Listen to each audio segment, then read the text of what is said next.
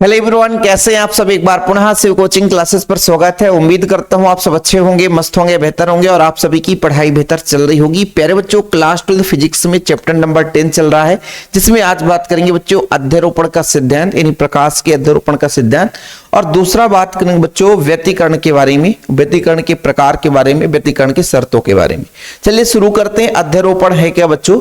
जैसे यहाँ पर थोड़ा समझिए कि जब दो या दो से अधिक तरंगे किसी माध्यम में चलकर एक दूसरे पर अध्यारोपित होती हैं, तो दो तरंग कैसे गति कर सकता बच्चों? देखिएगा, दो तरंग इस तरीके से, मान लीजिए आपका तरंग ऐसा है, तो एक इस तरीके से चल रहा है और दूसरा जो तरंग है ऐसा चल रहा है बच्चों, ऐसा मानकर चल रहा है, ठीक है। दूसरा तरंग चल रहा है इस तरीके से, ओके। या कि ऐसा भी हो सकता है, आपका एक तरंग इस तरीके से चल रहा है और दूसरा तरंग बच्चों सेम उसी कंडीशन पे चल रहा है, ऐसे, ठीक है, ऐसे आगे की ओर बढ़ रहा है। तो दो तरंग ऐसे ही कंपन कर सकते हैं, दो से अधिक भी तरंग हो सकता है बच्चों। तो जब दो या दो से अधिक तरंगे किसी माध्यम में चलकर एक दूसरे पर अध्यारोपित होते हैं, हो सकता है सरंग सरंग से मिले या सरंग गर्त से मिले। जैसे यहां पर देखो, पहले तरंग का सरंग दूसरे का गर्त है बच्चों। यहां पे बच्चों दूसरे तरंग का सरंग पहले तरंग का गर्त है, तो गर्त सरंग से सरंग गर्त से मिल रहा है। तो जब ये दो या दो से अधिक तरंगे किसी माध्यम में चलकर एक दूसरे पर अध्यारोपित एक दूसरे पर मिलते हैं, तो किसी क्षण पर माध्यम के किसी कण का परिणामी विस्थापन, मान लीजिए किसी क्षण टी पर, मान लीजिए यहां तक, मान लीजिए कोई कण पहुंच गया, टी है ना, तो बच्चों इसका जो परिणामी एक कण है प्यारे बच्चों, इसका जो परिणामी विस्थापन है वो तरंगों के कारण उनका विस्थापन कितना हुआ। जैसे मान लीजिए एक तरंग आया और उस कण का विस्थापन y1 कर दिया, दूसरा तरंग आया उस कण का विस्थापन y2 कर दिया, तीसरा तरंग आया उस कण का विस्थापन y3 कर दिया। तो टोटल जो परिणामी विस्थापन है तरंगों के कारण जो उनका विस्थापन हुआ था, उस कण का विस्थापन हुआ था, उसके सदिश योग के बराबर होता है। यही अध्यारोपण का सिद्धांत है। मैंने कहा एक कण यहां पर है, पीछे से तरंग आया, एनर्जी दिया, ऊर्जा दिया, धक्का मारा, कण यहां तक चला गया। फिर कोई तरंग आया, उसका विस्थापन y2 हो गया। फिर कोई तरंग आया, मारा धक्का, y3 हो गया विस्थापन। फिर कोई मारा, फिर धक्का, y4 हो गया। इस तरीके से कण आगे की ओर गया है तरंगों के अध्यारोपण के कारण, तो उसका परिणामी विस्थापन कितना होगा? उन तरंगों के कारण जो विस्थापन हुआ है उसके सदिश योग के बराबर होगा। जैसे बच्चों यहां पर आप देखो कि तरंगों के कारण यदि किसी कण का विस्थापन y1, y2, y3 हो, तो परिणामी विस्थापन कितना हो जाएगा? y बराबर y1 plus y2 plus y3 plus y4। Okay, तो इतना आप लोग लिख लेना। और आप लोगों से हमेशा गुजारिश करता हूं कि प्यारे बच्चों इसके साथ साथ आपके पास नोट्स होना चाहिए, क्योंकि कुछ चीजें हम यहाँ पर लिखते नहीं है, वो हम समझा देते हैं, नोट्स में ऐड रहता है। कॉन्टेक्ट नंबर कितना है? 96 85 29 91 49, 29 91 49। और नोट्स के लिए चार्ज कितना लगता है? मात्र 100 रुपए बच्चों, जो कि आप लोग एक सिंपल छोटे से रेस्टोरेंट में 2 लोग नाश्ता करोगे, उतने में प्रॉपर चैप्टर के, ऑल चैप्टर के नोट्स मिल जाते हैं। तो आप लोग कांटेक्ट जरूर करें।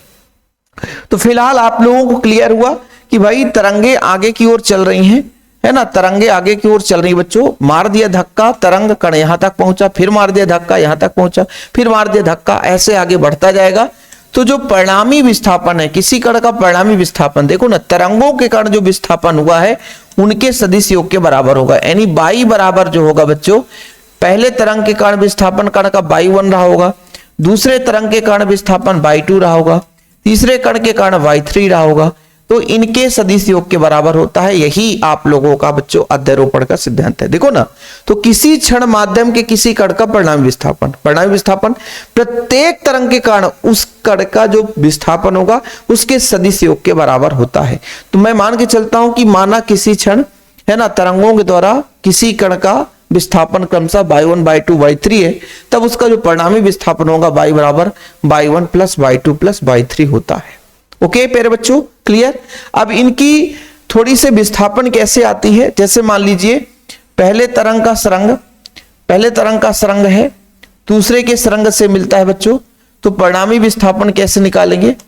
ठीक है, पहले तरंग का सरंग, जैसे मान लीजिए ऐसा है, पहले तरंग का सरंग जो है दूसरे तरंग से y1 जो है y2 है, तो परिणामी विस्थापन जो बच्चों y बराबर हो जाएगा y1 प्लस y2।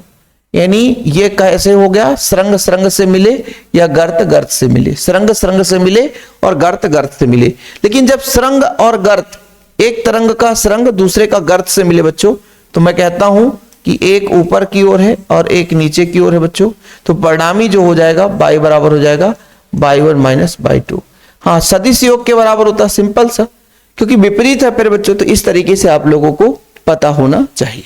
ओके, चीजें क्लियर, ध्यान रखिएगा। जैसे मान लीजिए इसका मान ज्यादा है, एक का मान ज्यादा एक का मान कम है, ठीक है, ये y1 है और ये y2 है, तब यहाँ पे बच्चों y आएगा घटाने पर। ओके, तो ये आप लोगों को अध्यारोपण का सिद्धांत तैयार कर लेना है। जो मैं बताया हूं माना, उस तरीके से आप लिख सकते हैं कि माना किसी क्षण किसी कण का तरंगों द्वारा विस्थापन क्रमशः y1 y2 y3 है, तब अध्यारोपण के सिद्धांत से किसी कण का किसी क्षण t पर परिणामी विस्थापन y बराबर y1 plus y2 plus y3 हो जाएगा। ओके, चीजें क्लियर। चलिए मुद्दे की बात करते हैं, जो अगला टॉपिक है, जो कि VVI क्वेश्चन है बच्चों, प्रकाश का व्यतिकरण क्या है। अब ऐसे ही तो आप लोगों ने देखा कि सर तरंगे आगे की ओर चल रही है, प्रकाश तरंग के रूप में आगे की ओर चलती है। अब जैसे मैं कहता हूं कि आप लोगों की 4-5 गाड़ियां एक साथ कहीं पे आ जाए तो उसकी प्रकाश किरण एक ही दिशा पे हो तो वहां पे प्रकाश फैल जाएगा। एक छोटा सा लाइट जलाओगे, प्रकाश थोड़ा सा कम होगा, 2 लाइट जलाओगे, प्रकाश और बढ़ेगा, तीसरा लाइट भी जला दोगे और प्रकाश बढ़ेगा, चौथा लाइट भी जला दोगे और प्रकाश बढ़ेगा। ये आप सीधा सा एक अपने दैनिक जीवन में उदाहरण समझाते हैं। ऐसे बच्चों प्रकाश जो है तरंग के रूप में आगे की ओर चलती है, तो जब तरंग के रूप में आगे की ओर चलती है तो किस तरीके से अध्यारोपित होती है, उस पर उसकी तीव्रता निर्भर करती है। समझ रहे, यदि विनाशी व्यतिकरण हो गया, एक का सरंग दूसरे का गर्त, तो उल्टा हो गया बच्चों, तो उसकी तीव्रता कम हो जाएगी। लेकिन दोनों समान कला में आगे की ओर बढ़ेंगे तो उसकी तीव्रता अधिक हो जाएगी। प्रकाश किरणें तरंग के रूप में, कई तरंग आगे की ओर चल रही हैं, उनकी समान कला है, और बच्चों समान कला के कारण आगे की ओर बढ़ते हैं। जब आगे की ओर बढ़ते हैं तो यदि उनकी समान कला है, सरंग सरंग से मिल रहा है, गर्त गर्त से मिल रहा है और आगे की ओर बढ़ती जाएंगे बच्चों, तो जो तीव्रता है वो अधिकतम हो जाएगी। लेकिन एक का सरंग दूसरे का गर्त, एक का सरंग दूसरे का गर्त, तो वहां पर विनाशी व्यतिकरण हो जाएगा और वहां पे तीव्रता कम हो जाएगी। यानी कहने का तात्पर्य हुआ कि 2 या 2 से अधिक तरंगे एक साथ समान आयाम और समान आवृत्ति के साथ आगे की ओर बढ़ते हैं, है ना। तो बच्चों भिन्न भिन्न बिंदुओं पर जो उसका परिणामी तीव्रता है वो भिन्न भिन्न डिपेंड करेगा किस पर, उनके अध्यारोपण पर, है ना, किस तरीके से वो अध्यारोपित होते हैं, यही व्यतिकरण कहलाता है। ठीक है, जब लगभग समान आयाम और समान आवृत्ति, समान आयाम और समान आवृत्ति की 2 प्रकाश तरंगे एक ही दिशा में गमन करती हैं, तो अध्यारोपण के कारण, अभी बताया ना, अध्यारोपण के कारण आयाम में परिवर्तन हो जाता है, माध्यम के भिन्न भिन्न बिंदुओं पर प्रकाश की तीव्रता भिन्न भिन्न होती है, अर्थात प्रकाश की तीव्रता में परिवर्तन हो जाता है। इस परिघटना को प्रकाश का व्यतिकरण कहते हैं। अभी आप लोगों ने अध्यारोपण तो अच्छे तरीके से समझा कि अध्यारोपण तो कुछ है ही नहीं है सर, अध्यारोपण क्या है, कि भाई मैंने कहा देखो जरा थोड़ा सा समझना कि प्रकाश किरण आगे की ओर बढ़ रही है। पहला प्रकाश किरण तरंग के रूप में बच्चों इस तरीके से आगे की ओर बढ़ता है, ठीक है। दूसरा प्रकाश किरण है बच्चों, सरंग सरंग से मिल रहा है, गर्त गर्त से मिल रहा है। ठीक समझ में आया कि दूसरा जो प्रकाश किरण है वो कैसा बच्चों, सरंग सरंग से मिल रहा है और गर्त गर्त से मिल रहा है। तो अब देखो जरा, अब देखना जरा कि यहां पे परिणामी जो बच्चों अभी आपको बताया था कि यहां पे इसका मान लीजिए y1 रहा होगा और इसका y2 रहा होगा। आयाम की बात करता हूं तो टोटल आयाम बढ़ जाएगा बच्चों, तो y बराबर हो जाएगा y1 प्लस y2। ये तो विस्थापन को रिप्रेजेंट करते हैं, लेकिन फिर भी समझना जरूरी है कि बच्चों यदि मैं कह दिया कि इसका आयाम थोड़ा सा कम है लेकिन दूसरे तरंग का आयाम और अधिक हो जाता है, तो आयाम के कारण बच्चों भिन्न भिन्न बिंदुओं पर उसकी तीव्रता भी भिन्न भिन्न हो जाती है। और जब बच्चों सरंग सरंग से मिल रहा है, गर्त गर्त से मिल रहा है, तो ये आपका हो जाता है समपोषी क्या होता बच्चों, समपोषी व्यतिकरण। क्या होता है, समपोषी व्यतिकरण। ठीक है, लेकिन वहीं पे फिर बच्चों एक तरंग का सरंग दूसरे के गर्त से मिल रहा है, एक तरंग का सरंग दूसरे के गर्त से मिल रहा है, तो वहां पर आपका हो जाता है विनाशी व्यतिकरण। क्या हो जाता है बच्चों, विनाशी व्यतिकरण। ठीक है, चीजें क्लियर। फिर से समझना कि एक का सरंग दूसरे के गर्त से मिल जाए, एक का सरंग दूसरे के गर्त से मिल जाए। जैसे पहले बच्चों इस तरीके से एक तरंग आगे की ओर कंपन कर रहा है, दूसरा तरंग इस तरीके से कंपन कर रहा है कि ये दूसरा तरंग है बच्चों, ये दूसरा तरंग है जिसका भाई आप लोग देख सकते हो एक का सरंग दूसरे का गर्त। तो ऐसे स्थिति में तीव्रता क्या हो जाएगी, कम हो जाएगी। लेकिन ऐसे स्थिति में बच्चों तीव्रता थोड़ी सी बढ़ जाती है क्योंकि आयाम प्लस हो जाता है। तो जब लगभग समान आयाम और समान आवृत्ति की दो तरंगे एक ही दिशा में गमन करती हैं तो अध्यारोपित होती हैं, एक दूसरे पर बच्चों अध्यारोपित होती मिलती हैं, है ना। तो यदि अध्यारोपण कण आयाम में परिवर्तन हो जाता है, आयाम में बदलाव आएगा, भिन्न भिन्न बिंदुओं पर तीव्रता परिवर्तन हो जाती है, बदल जाती है, ठीक है बच्चों। और इस परिघटना को हम प्रकाश का व्यतिकरण कहते हैं। कुल मिलाकर के दो से अधिक तरंगे आगे की ओर चलती हैं। यदि सही डायरेक्शन पे बच्चों कंपन करते हुए आगे की ओर बढ़ेंगी तो तीव्रता बढ़ेगा, लेकिन वहीं पे यदि कंपन विपरीत दिशा में करते हुए आगे की ओर बढ़ेंगी तो तीव्रता कम हो जाएगा। ओके, ये परिघटना प्रकाश का क्या कहलाता है बच्चों, व्यतिकरण कहलाता है। पहला पॉइंट यहां पर देखो, पहला पॉइंट है कि अधिकतम तीव्रता वाले बिंदुओं पर प्रकाश की कुल तीव्रता प्रकाश के तरंग तीव्रता के योगफल से अधिक होता है। यानी जिस बिंदु पर तीव्रता अधिकतम होगी उनके तरंगों की जो तीव्रता है उनके योग से अधिक होगा। दूसरा, न्यूनतम तीव्रता वाले बिंदुओं पर प्रकाश की कुल तीव्रता प्रत्येक तरंग की तीव्रता के अंतर से कम होगा।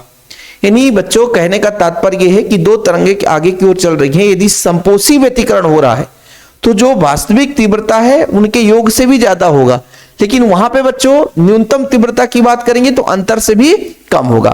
प्रकाश की तीव्रता आयाम के वर्ग के अनुक्रमानुपाती होता है। जितना ज्यादा आयाम होगा, जितना ज्यादा बच्चों अधिकतम सुरंग की ऊंचाई, अधिकतम गर्त की गहराई आयाम कहलाती है। तो आयाम जितना अधिक होगा उस प्रकाश की तीव्रता उतनी ही अधिक होती है। याद रखिएगा आप लोग, आगे चलकर थ्योरम आएगा उसमें यह जरूरत पड़ेगा। व्यतिकरण में प्रकाश ऊर्जा का असमान वितरण होता है, विनाश नहीं, ठीक है, ठीक है बच्चों, असमान वितरण होता है। थोड़ा सा इसे मैं क्लियर कर लेता हूं, क्या सही है। व्यतिकरण में प्रकाश ऊर्जा का असमान वितरण होता है, ठीक है, सही है। व्यतिकरण अनुदैर्ध्य और अनुप्रस्थ दोनों प्रकार के तरंगों में संभव है। प्रकाश के व्यतिकरण संबंधित सर्वप्रथम टॉमस यंग ने सन 1801 में बच्चों प्रयोग किया था, ठीक है। यंग का दूसलेट प्रयोग आगे चलकर आप लोग पढ़ोगे। फिलहाल अभी व्यतिकरण के बारे में आप समझो कि व्यतिकरण जैसे प्रकाश आगे की ओर बढ़ता है, कहीं पे तीव्रता अधिकतम कहीं पे तीव्रता न्यूनतम यदि है तो कहने का तात्पर्य तरंगे समान कला में कंपन करते हुए समान आयाम समान आवृत्ति के आगे की ओर बढ़ रही हैं। जब सरंग उसका सरंग से मिल रहा है, यानी पहले तरंग का सरंग दूसरे तरंग के सरंग से, दूसरे तरंग का मान लीजिए गर्त पहले तरंग के गर्त से, तो गर्त गर्त से मिल रहा है, सरंग सरंग से मिल रहा है, तो उनका आयाम और अधिक बढ़ जाता है। आयाम बढ़ने के कारण बच्चों तीव्रता थोड़ी सी बढ़ जाती है। जैसे आयाम कैसे बढ़ जाता है, देखो पहले बच्चों मैंने बोला कि एक तरंग है कुछ इस तरीके से आगे की ओर कंपन कर रहा है, दूसरा बच्चों दूसरा थोड़ा इतना है। जब दोनों आपस में मिल गए, इन दोनों के योग से इसका आयाम थोड़ा सा और बढ़ गया, आयाम थोड़ा सा बढ़ गया। आयाम जितना अधिक होगा तीव्रता उतनी अधिक होगी। ये आप लोगों का फंडामेंटल राइट है, ये आप लोगों को पता होना चाहिए, ठीक है, कि सीधा सीधा किसी भी प्रकाश की तीव्रता उसके आयाम के समानुपाती होगा। जितना ज्यादा उस प्रकाश के तरंगों का आयाम होगा बच्चों तीव्रता उतनी ही अधिक होती है, ठीक है। चीजें क्लियर? 1 मिनट बच्चों, माइक का वायर थोड़ा सा, ठीक, समझ में आ गया। ये भी कहानी आप लोगों को ट्विस्ट आ गया बच्चों। तो ये आपका संपोषी व्यतिकरण, ये आपका विनाशी व्यतिकरण है। क्या बच्चों? विनाशी व्यतिकरण। और आप लोगों से गुजारिश है बच्चों, आप लोगों से गुजारिश है कि आप लोग नोट्स जरूर लें, प्रॉपर तैयारी के लिए प्रॉपर नोट्स होना चाहिए आप लोग। चलिए मैं यहां पे आप लोगों को परिभाषा भी दिखा देता हूं, चीजें भी क्लियर रहेगी आप लोगों को कि दो प्रकार से व्यतिकरण होता है। एक तो संपोषी, जब दो तरंगे व्यतिकरण प्रकाश की तीव्रता थोड़ी सी अधिकतम होती है बच्चों, तो इस प्रकार के व्यतिकरण को संपोषी व्यतिकरण कहते हैं। दो तरंग आगे की ओर कंपन करते हुए, एक तरंग इस तरीके से जा रहा है बच्चों और दूसरा तरंग इसी तरीके से आगे की ओर बढ़ता है। यहां पे ये कौन सी बच्चों? संपोषी, ये संपोषी हो गया। विनाशी का मतलब क्या बच्चों? दो तरंगे हैं, एक सरंग के रूप में दूसरे के गर्त से मिलता है, ये दूसरा तरंग हो गया। तो ये बच्चों आपका विनाशी हो गया, ये आपका क्या हो गया, समपोषी। समपोषी और ये क्या हो गया, विनाशी, यानी जो परिणामी तीव्रता है वो न्यूनतम होगी। ठीक है, स्क्रीनशॉट ले सकते हैं आप लोग, ज्यादा अपन कुछ करेंगे ही नहीं, है ना, सिर्फ सिंपल तरीके से यहां पर कोशिश कर रहे हैं बच्चों आप लोगों को समझाने के लिए। तो व्यतिकरण भी दो प्रकार से हो गए। देखो बच्चों, व्यतिकरण की शर्तें क्या है, तरंग आगे की ओर बढ़ रही है, दो तरंगे हम आगे की ओर बढ़ा रहे हैं, तो उसकी आवृत्ति समान होना चाहिए, दूसरा आयाम समान होना चाहिए। ठीक है, आवृत्ति समान और आयाम समान होगा। आयाम आवृत्ति का मतलब है कि पहले तरंग की कंपन 1 सेकेंड में जितने बार हो रही है, तो दूसरे तरंग की भी कंपन होनी चाहिए उतने ही बार। देखो बच्चों, व्यतिकरण की शर्तों के बारे में बात करता हूं, तो एक शर्त आप लोगों को बहुत बारीकी समझा रहा हूं, आयाम या आवृत्ति समान होना चाहिए लगभग, आयाम और आवृत्ति। अब जैसे बच्चों मैंने बोला कि कुछ इस तरीके से कंपन करते हुए आगे की ओर पहला तरंग चला गया और दूसरे का कंपन थोड़ा सा डिफरेंस हो गया, तो फिर भाई एक दूसरे को अध्यारोपित होंगे ही नहीं। तो आप आवृत्ति तो बिल्कुल समान होनी चाहिए, समान कंपन करना चाहिए। जैसे दूसरा तरंग कुछ इस तरीके से है तो कंपन समान होगा, जितने बार पहला तरंग कंपन करेगा 1 सेकेंड में, आवृत्ति है क्या बच्चों, कोई भी तरंग 1 सेकेंड में कितने बार कंपन कर लेती है, कितने बार चक्कर लगा लेती है, उसकी आवृत्ति है। तो पहले तरंग की आवृत्ति दूसरे तरंग की आवृत्ति सेम होनी चाहिए। ये तो एक तरंग मान लीजिए ये पहला है ना, इसका सरंग अभी गर्त से मिल रहा है, पता चला इसका गर्त इसके कटान बिंदु पर मिले, जहां पे 0 है, जहां पर उसकी तीव्रता खत्म है, आयाम कुछ नहीं है जहां पे, तो ऐसा नहीं होना चाहिए। आगे आप लोग पढ़ोगे बच्चों व्यतिकरण की शर्तें, जो कि एग्जाम में कई बार पूछा गया और एमपी बोर्ड में तो और कई बार पूछा गया है। दोनों तरंगे कला संबंध हो बच्चों, कला संबंध तरंगों की आवृत्तियां समान होनी चाहिए, उनके मध्य कलांतर समय के सापेक्ष नियत रहे। कहने का तात्पर्य बच्चों, जो तरंगे हैं जिनको अध्यारोपित करा रहे हैं, जिसका व्यतिकरण हो रहा है, क्योंकि जब 2 या 2 से अधिक तरंगे आपस में मिलते हैं तभी व्यतिकरण होता है। व्यतिकरण कब मिलना, जब सरंग सरंग से मिल रहा है, गर्त गर्त से मिल रहा है, तो बच्चों वहां पे समपोषी तीव्रता अधिकतम होगी, और विपरीत दिशा में मिल रहे हैं तो कहीं ना कहीं वहां पे तीव्रता न्यूनतम होती है, विनाशी व्यतिकरण होता है।